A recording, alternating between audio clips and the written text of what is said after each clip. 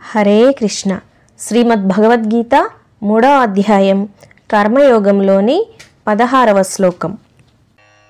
ఏవం ప్రవర్తితం చక్రం నానువర్తయతి హయః అఘాయురింద్రియారామో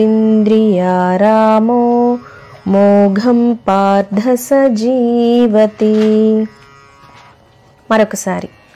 ఏవం ప్రవర్తితం చక్రం నానువర్తయతి హయః అఘాయురింద్రియారామో మోఘం పార్థ సజీవతి.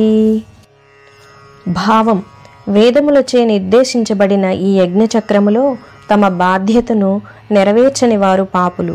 వారు తమ ఇంద్రియ భోగముల కోసమే జీవిస్తారు. అట్టివారి జీవితం వ్యర్థం. వివరణ: పంచమహాయజ్ఞాలు చేయనివారు, పరోపకారం కోసం సమాజహితం కొరకు పాటుపడని వారు, కేవలం తమ స్వార్థాన్ని మాత్రమే చూసుకునేవారు పాపాత్ములు అని చెప్పబడ్డారు. వారిని అఘాయులు అని అన్నారు భగవానులు. అటువంటి వారు ఇంద్రియారాములు, అంటే కేవలం ఇంద్రియముల కొరకు వసులై ఇంద్రియ సుఖములు మాత్రమే అనుభవిస్తుంటారు.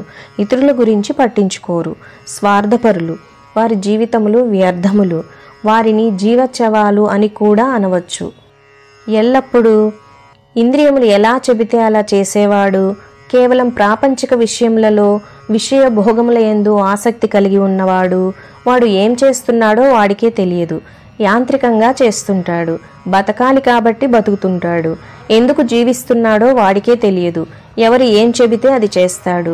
కంటితో చూచింది, చెవులతో విన్నది నమ్ముతాడు. విచక్షణా జ్ఞానం, ఆత్మజ్ఞానం ఉండదు. అటువంటి వాడు పాపాత్ముడు. వాడు ఎందుకు బతుకుతున్నాడో వాడికే తెలియదు. అటువంటి వాడి జీవితం వ్యర్థము అని కృష్ణుడు ఖండితంగా చెప్పాడు.